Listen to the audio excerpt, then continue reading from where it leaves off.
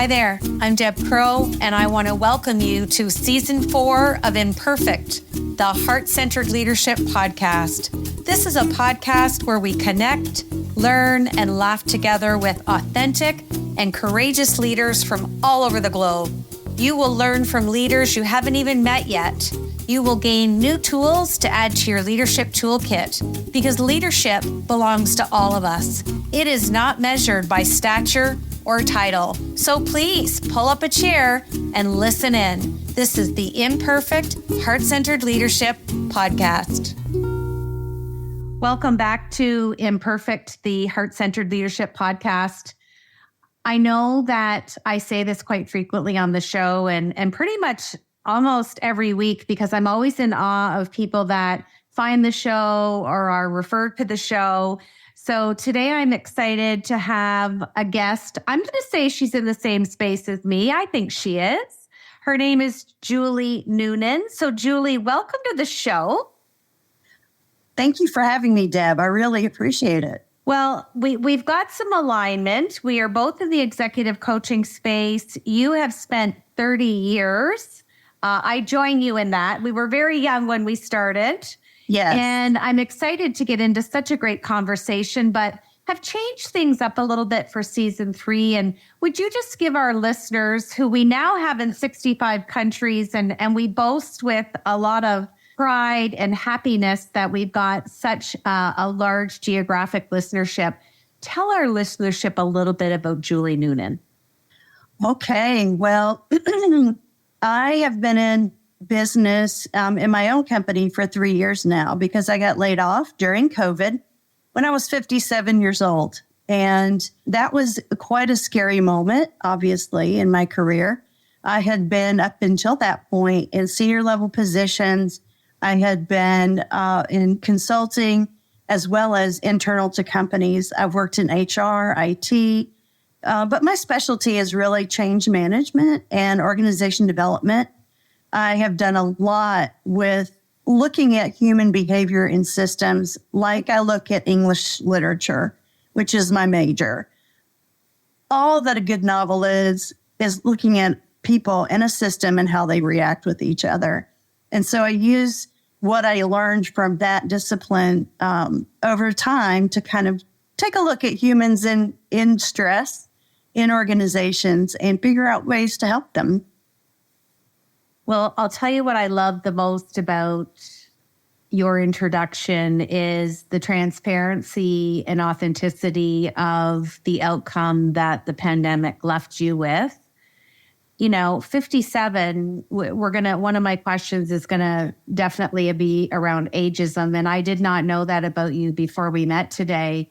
And it's really becoming its own pandemic. So I'm really excited, but I'm to talk about that. But I'm more excited that you're out on your own and it's been 3 years and you're thriving. That's the best part of this conversation. So my first leadership question is, you view and talk about yourself about a belief that there's so much beauty in, your words, the messiness of humans. So unpack that a little bit from the woman who was let go 3 years ago and the messiness that you've had exposure to, now looking through a lens of your own company. What does that mean? To me, that means acknowledging and accepting that all humans are fallible, that we all have emotion, that emotion is part of our makeup, it's part of our lives. And when we as organizations deny emotion or deny the human side of being human and expect everyone to have the same viewpoint on life, or everyone to manage a crisis the same way, or everyone to toe the line, if you will, or say yes, then we diminish our ability as organizations to be innovative, creative, and really a place where anyone from a diversity perspective can be valued. And so to me, the messier, the better. The more people we have that have differing viewpoints, the more people we have that can have a good, solid debate or a good, solid argument, if you will, about any given point, the better off the outcome is going to be. Because we don't assume. As soon as we assume that everyone is thinking the same way we are, we become our own worst enemies, I believe. And what I love about that is that truly is the foundation of a healthy, vital, thriving culture when you have a team and an organization at large where they feel comfortable in a space to do that. What a beautiful example. Now, my second question has permanent residency on the show. We've had a lot of laughter from this question, and hence the name of the show. What imperfections does Julie bring to her heart-centered leadership? Probably my biggest imperfection and my biggest saboteur, if you will, is my need for control. I bring in a very strong personality.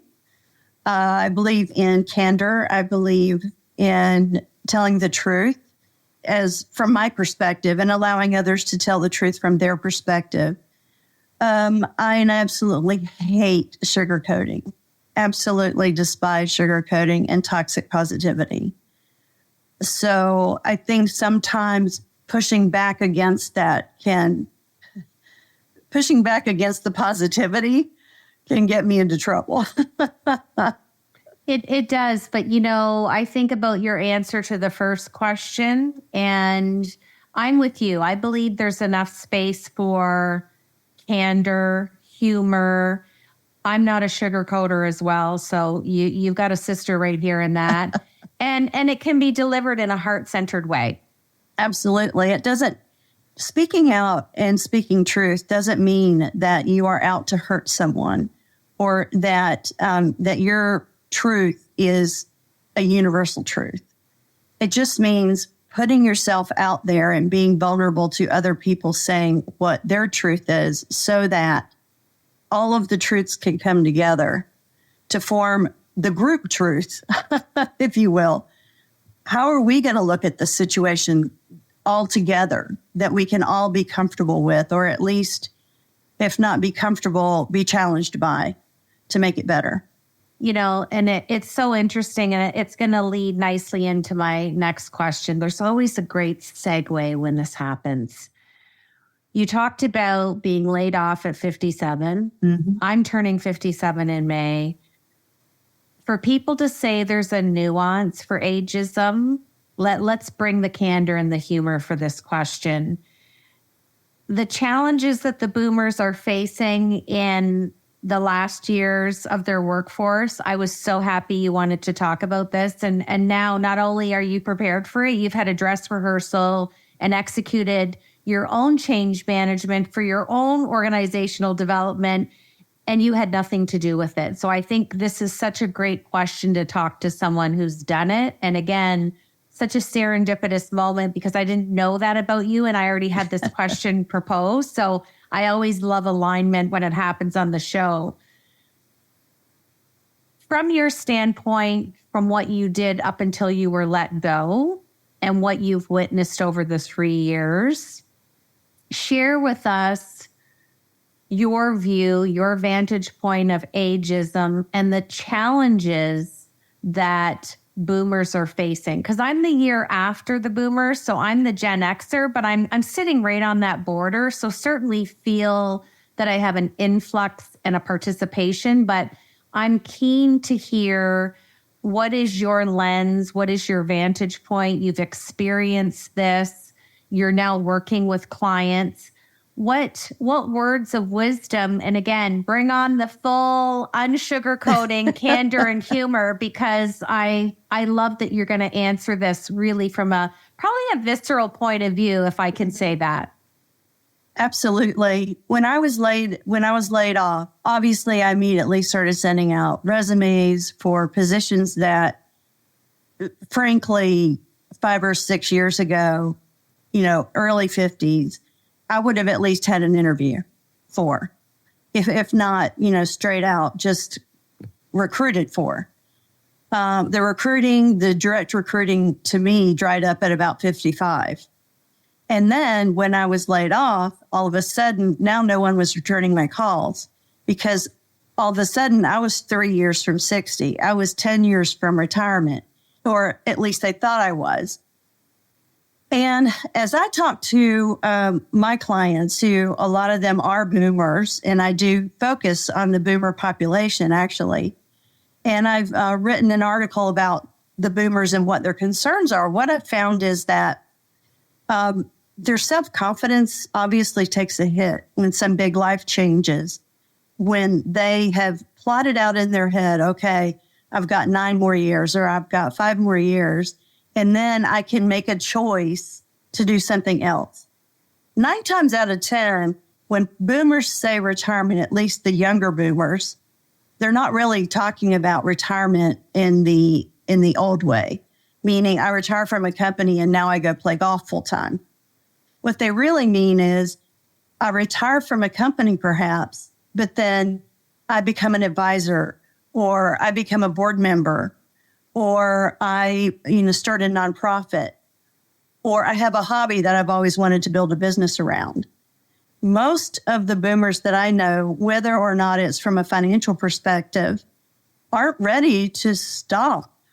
They're actually afraid to stop, frankly, and they don't want to stop.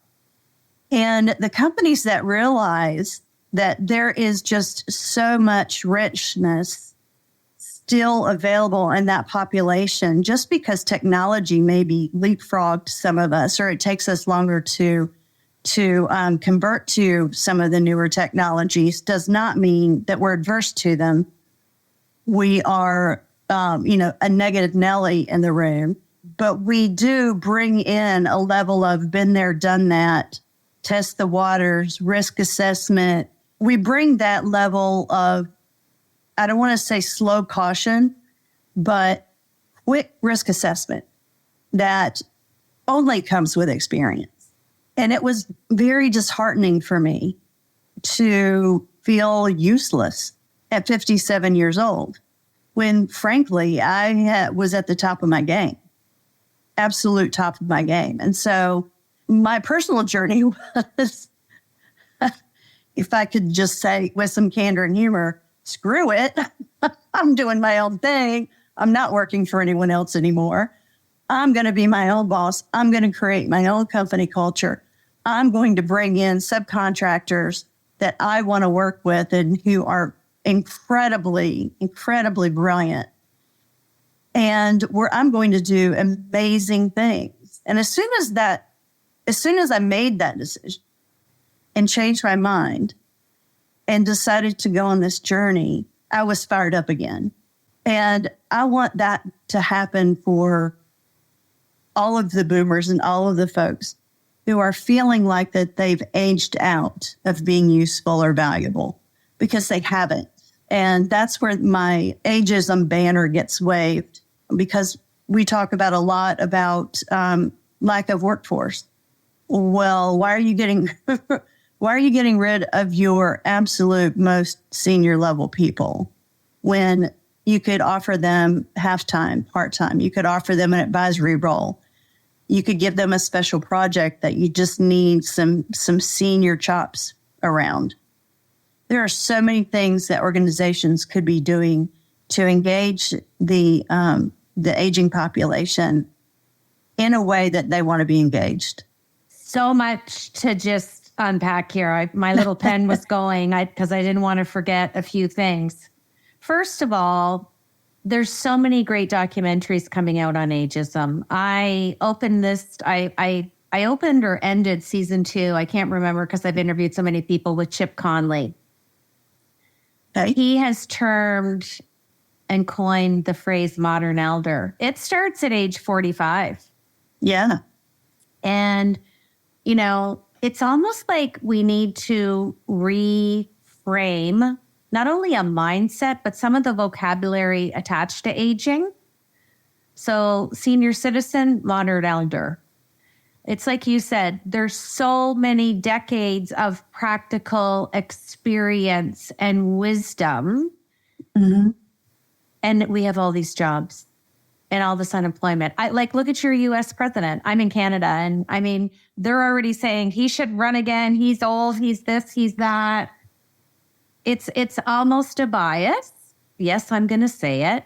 And I come from the med rehab world, and I will tell you, because you made such a good point, a lot of us don't want to stop because we're enjoying what we're doing. Mm-hmm. So in Canada, I'll give you a great example because this is so perfect. At 65, you retire.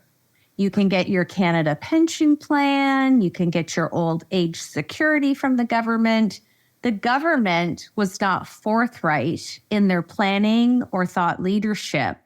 They've now bumped that. So if you were born in, I forget the year off the top of my head. So I'm born in 66. I now have to wait till I'm 67. Same here. And it's like, are you kidding me? The last century is the last century of youth.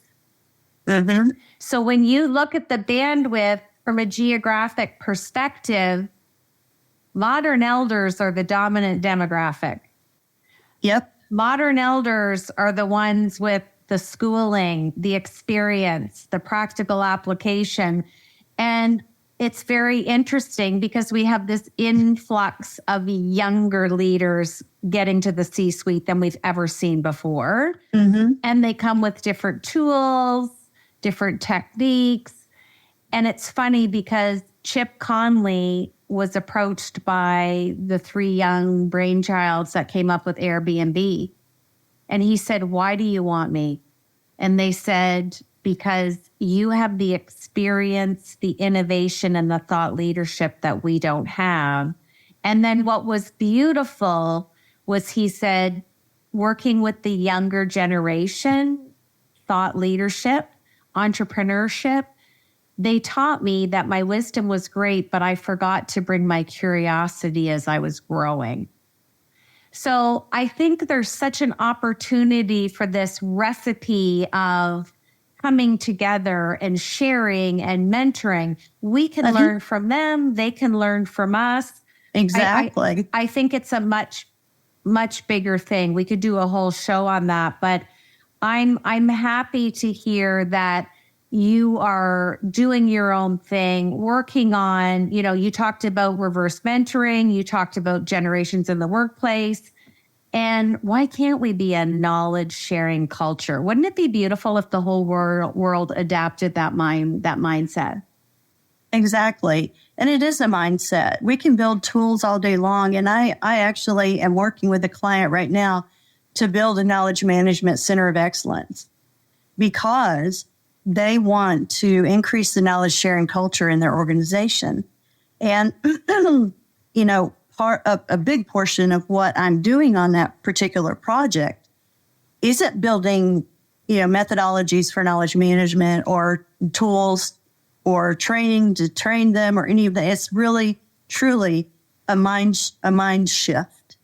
It's allowing time within a day to have people stop and think, is there anything I'm doing here that would be good to share with my colleagues, with my leaders? Did I discover a more effective way to get something completed? Did I get an article that absolutely shone a light on a problem that we're having, and can I share that and what it means, to the situation that we're in?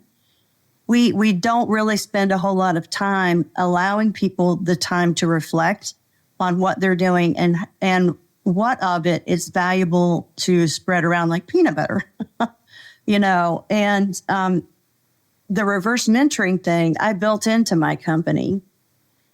I don't have the energy nor the desire to learn back-end systems for my company. I know what I want it to do. I don't want to build it. I don't want to build my website. Do I want to know how it's built and what it says and the impact? Yes. 20 years ago, I would have jumped in and learned the whole thing. But I have different things that I want to spend my limited brain power on, my attention, because I want a part-time job, basically. So I have a partner in my company. She's a subcontractor, but she's about 20 years younger than I am. project manager brought up with all of the technology. And I use her, I bounce back and forth with her on ideas. And she will go figure things out because she's interested.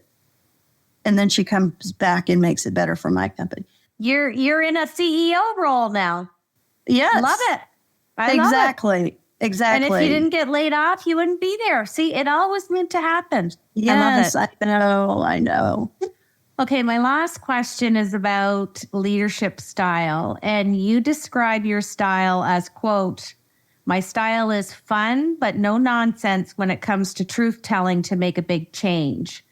So what I would love for you to explain to the listenership is no nonsense really is a level of assertive leadership.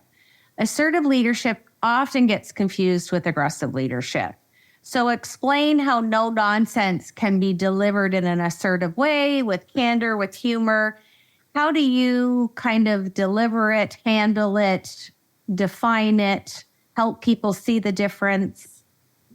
I'll give you a real live example of this. I was working as the leader on a change project for the state of Tennessee. We were changing out the driver license system. It was going to be changed from a 30-year-old green screen to, obviously web-based, cloud-based, et cetera, over a weekend. Everyone in the DMV there was freaking out because obviously they're the ones in the offices that have to face the customers. So they were resistant, obviously, at first.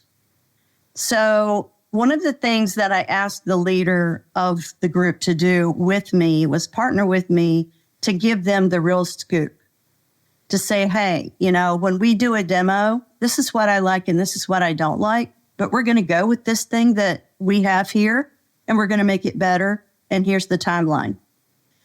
Not, do you like it? Because it doesn't matter if you like it. It's the future. We are doing this.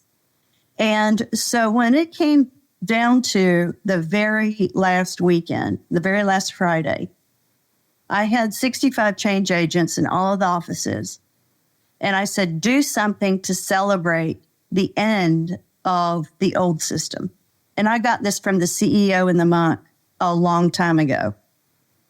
Do a funeral kind of thing for the old way. I have never seen anything so funny in my life, because I allowed them to be fun, have fun with it. And I said, we're going to have a contest, whoever does the best job of saying goodbye to the old system. And I can't remember its name, but it had a name. They did Viking funerals, burned ships in the parking lot. They did eulogies. They did full funeral services with a wake and a potluck. They did tombstones. It was amazing. And to me, that was my view, my version of assertive but fun. I didn't pull punches. When they asked me, I told them the truth about everything, even if they weren't going to like it. Then that way they could deal with it before it hit them in the face. And within 2 months after that project changed, or after we got the new system, the success metrics on that project were already blown out of the water. So it spoke highly of the leader that worked with me on it. Well, and you know what? Public speaking is right up there with change. People don't like it. But if you prepare them and give them a heart-centered leadership way and apply it to something, because people do view change as a loss. Yes. So that was brilliant. And it sounds like it was a lot of fun, and setting yourself up for metrics for the new system was success. Yep. And I'm sure over time, once everybody got their feet wet and got settled in, they were like, oh my gosh, I'm so glad we're not on that green screen. But the fear of the unknown, right? Mm-hmm. That's brilliant. I love it. Yep. Okay, I'm going to switch to my Fab Four. These are just 4 fun questions. We don't want you to think. We just want to know what's sitting on the top of that beautiful, no-nonsense mind of yours. Okay. Okay, if I talked to your family and friends and I said, please describe Julie in one word, what would it be and why? Fun. I love the word fun. And if that's how people are going to describe you, you're doing things right. You're the one everybody wants to hang out with, right? I'm the party girl. Yes. You're the party girl. Okay, second question. Share with us a book that you've read, and this can be at any age or juncture in your life, that was really impactful. What was the name of the book and the author, if you can remember, and why was it impactful? Oh, I would say the Grimm's fairy tales. We had a whole encyclopedia of them, of fairy tales. And those were the things that when I was bored, when I was disappointed in myself, when I was having a bad day, I would go to those books and read about, I just love fantasy and fairy tales.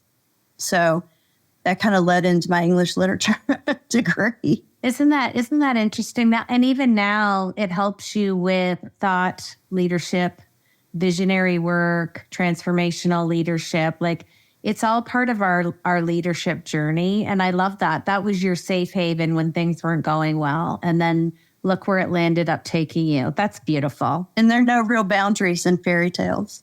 And there's no more encyclopedias either. When you say Right. that, it brings me right back to our shelf in our living room and all the matching. We didn't have Google back then. We had to physically grab a book and look it up, right? Going to the You're right. library and learning that Dewey Decimal System. It's like when I fill out an online form and you have to scroll for your birth year. Like, I feel like I'm like in a casino or on Wheel of Fortune. Like, I'm waiting and waiting and waiting to go back, right? Hey, I've got to go back 3 more than you. That's okay. You know what? The key is we can still go back. That's right. Okay, third question. I'm granting you a wish, and you get to have dinner with anybody that you think is just a leader that you would love to sit and have dinner with. This leader could be living. They might have passed away. Who is the leader you're inviting to dinner? And what is the dinner conversation? Michelle Obama. And I would invite her because she was the leader behind the leader and enabled her husband to be successful and helped him to achieve what we all needed in this country. So I appreciate the behind the scenes, the supportive leader role.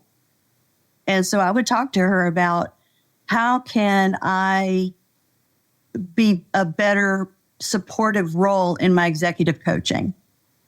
I just think she's just amazing. I have her book here. I gifted it to myself for Christmas, The Light We Carry. Yes.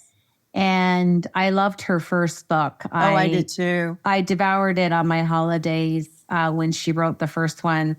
She is just the epitome of heart-centered leadership. Yes, she is. And that would be a fun dinner conversation. And, you know, she's all about no sugarcoating either. I love it. Yeah, people have mentioned her on the show before. She's definitely a popular female entrepreneur. And yeah, it's just fun to watch her grow and evolve to this day. Yeah, I'd like to have her be joined by Ruth Bader Ginsburg and Oprah. I think that would be a good trio. Well, wouldn't that be a dinner? And maybe Meryl Streep. That would be a dinner for sure. Okay, we're going to put that out there for you. Yeah, there we go. So before we finish the show, I have a sentence that I ask all my guests to finish, but I want to say thank you for reaching out and wanting to be on the podcast. We always love meeting and enjoying, you know, a great interview with other heart-centered leadership. And you know, I'm sure you can look back now and be glad that you were laid off because your talents are now unleashed in every possible way. And you're the CEO now and you're calling the shots. So thanks for sharing your integrity and trust in this interview and just the transparency of who you are every day. Thank you. In your own way. That's beautiful. So it's been fun spending time with you. It's been a great pleasure. Okay, so I'm going to have you finish this sentence. Okay. Heart-centered leadership is focused on others. Thanks so much for joining me today on Imperfect, the Heart-Centered Leadership Podcast. I hope you've enjoyed the show today and have learned some new tools for your leadership toolkit from our amazing heart-centered guest. If you like the show, feel free to give us a rating and a review, and we always welcome your feedback anytime. Looking to master the art of heart? Head over to our website at debcrow.com and watch out for Deb's new book, The Heart-Centered Leadership Playbook, coming in September.